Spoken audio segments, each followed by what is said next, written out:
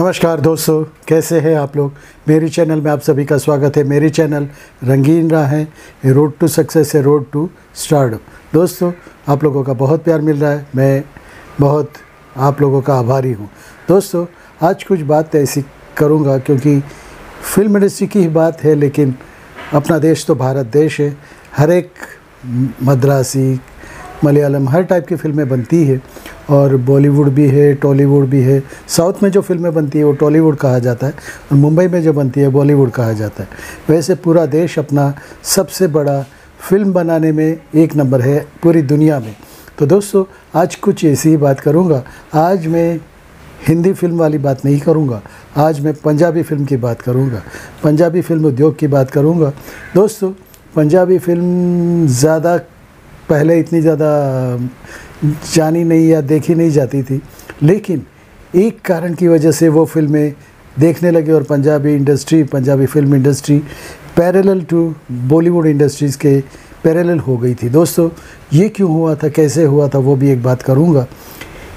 एक कलाकार ऐसा था जिसने 26 फिल्में की थी। 26 से 26 फिल्म पंजाबी की सुपर हिट, सबसे हिट और माना हुआ कलाकार मान गया था। और जो बड़ी फिल्म समझो बनानी हो पंजाबी में तो उसे लिए बिना चलता ही नहीं था। दोस्तों, उसका एक चक्री राज था। एक चक्री राज यानी सिर्फ वही कलाकार था और कोई हीरो था ही नहीं।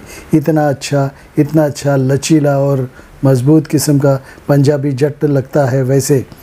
तो दोस्तों, ये क्या बात हुई कि वो उसकी वजह से पूरी इंडस्ट्री, पंजाबी इंडस्ट्री हिंदी बॉलीवुड पे छा गई। दोस्तों, इसलिए लाइमलाइट में आ गई पंजाबी इंडस्ट्री क्योंकि ये जो कलाकार था, वो कलाकार पंजाबी फिल्म में इतना हिट था, इतना सुपर हिट था कि उसके सामने कोई था ही नहीं। ऐसी ही बात थी। उनका नाम वीरेंद्र देओल था। अब तो आप समझ गए होंगे ये किससे कनेक्टेड है। अपने धर्म साहब से कनेक्टेड है, क्योंकि धर्म साहब के वो चचेरे भाई थे और वो हिंदी इंडस्ट्री के धर्मेंद्र साहब जो हीमैन कहलाते थे, वैसे ही वो पंजाबी इंडस्ट्रीज़ के भी हीमैन कहलाते थे। पंजाबी इंडस्ट्री के हीमैन कहलाते थे। इसकी वजह से उनके सामने कोई था ही नहीं, कोई हीरो ही नहीं था। और वो माने हुए इतने हीरो थे कि वो सबसे हाईएस्ट पेड थे। लेकिन उसके बाद एक करुण बात आती है। करुण बात ये है कि वो 25-26 फिल्में जब कर चुके थे और उनका सेट पे ही किसी ने मर्डर कर दिया। अचंभे में पड़ गए ना। सेट पे ही 3 आदमी आए, फिल्मी ढब से आए एकदम मोटरसाइकिल लेके, और तीनों ने गोलियां चलाई, ठाड़ और वो वहीं पे ढेर हो गए। ये कौन थे? धर्म जी के चचेरे भाई थे। आज तक उनके हथियारों का पता चला ही नहीं। लोगों का कहना है कि वो उनके दुश्मन थे, हालांकि उनकी किसी से दुश्मनी थी नहीं। बिजनेस रिवाइलरी क्या थी? कुछ भी नहीं थी। सब लोग ऐसे बोलते कि बिजनेस रिवाइलरी थी, क्योंकि वो जब होते थे इंडस्ट्री में, फिल्म इंडस्ट्री के लिए, पंजाबी फिल्म इंडस्ट्री के लिए, तो और किसी को कुछ पूछता ही नहीं था। उनके सिवा किसी की फिल्में चलती भी नहीं थी। उनकी फिल्में इतनी चलती थी कि शायद ऐसा हो सकता है कि बिजनेस रिवाइलरी हो। लेकिन हम हिंदी इंडस्ट्री में भी, हिंदी फिल्म में भी, हिंदी बॉलीवुड इंडस्ट्री में भी ऐसा कभी नहीं होता है। भले कितने भी दुश्मनी हो बिजनेस, लेकिन ये मार काट वाली बात नहीं आती। राजेश खन्ना और अमिताभ जी की भी दुश्मनी थी, कहते हैं एक्टिंग में या जो भी हो। पहला कौन, मैं सुपरस्टार, मैं ही मैन, या मैं बड़ा स्टार, ऐसी तो कोई थी। लेकिन वो कंपटीशन होती थी, लेकिन यहाँ तक नहीं पहुँचते थे। तो ये कैसे हो गया? धर्म साहब को जब ये पता चला कि उनके भाई का मर्डर हो गया और वो शूटिंग में ही मर्डर हो गया, सेट पे ही मर्डर हो गया, बहुत नाराज़ हो गए, बहुत दुखी हो गए, रोने लगे। और कहते कि वो धर्म साहब फिर 1 वीक या 10 दिन तक घर से बाहर ही नहीं निकले थे।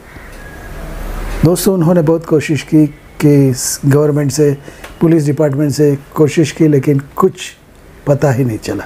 आज तक उनके भाई का मर्डरर कौन है पता ही नहीं चला। दोस्तों, ये रिवॉल्वरी कैसे होती है? ऐसे ही जैसे बिजनेस फिल्म में होता है, आके मार के चले गए, ये कहाँ का न्याय है? ठीक है, आप में बिजनेस रिवलरी हो तो सामने बैठ के या तो फिर अपना कैलिबर दिखाओ, आप उनका कैलिबर देखो, जो बड़ा होगा, जो अच्छा होगा वो पहचाना जाएगा। आखिर तो दर्शक ही तो उनको बनाते हैं या बिगाड़ते हैं। दोस्तों, ये बहुत दुखद बात थी, सेट पे ही किसी का मर्डर हो जाना बहुत बुरी बात थी। वीरेंद्र देओल उनका नाम था, पंजाब में ही जन्मे थे और मेन बात धर्म जी के भाई थे। दोस्तों, ये कुछ बातें थी, शायद आप लोगों को पता नहीं होगा। मैंने जो फ़ोटो दिखाए वो धर्म जी के सेम दूसरे धर्म जी ही लगते थे। ऐसा ही चेहरा, ऐसा ही कद काठी, बॉडी भी उनके जैसी, हीमैन जैसी। दोस्तों, यही कुछ बात थी। गम के साथ कहना पड़ रहा है कि इंडस्ट्री में भी माफियागिरी आ गई, आतंकवादीगिरी आ गई। बहुत बुरी बात। पंजाबी इंडस्ट्री उसके बाद ही फेमस हुई और वो parallel to Hindi film, Hindi cinema के पैरेलल चलने लगी थी। दोस्तों, आज के लिए इतना ही। मिलते हैं किसी नए वीडियो में। आपका दोस्त, आपका होस्ट विपिन कुमार आप सबको नमन करता है। अगर आप नए हो तो मेरी चैनल को सब्सक्राइब कीजिए और बाजू का लाल बटन दबा दीजिए। उससे क्या होगा कि आपको मेरी हर वीडियो की इंटीमेशन सबसे पहले मिलेगी और आप मेरी फैमिली में जुड़ जाओगे। अगर आप नए हो तो वेलकम। भारत माता की जय। Vande Mataram. I love you friends. Thank you.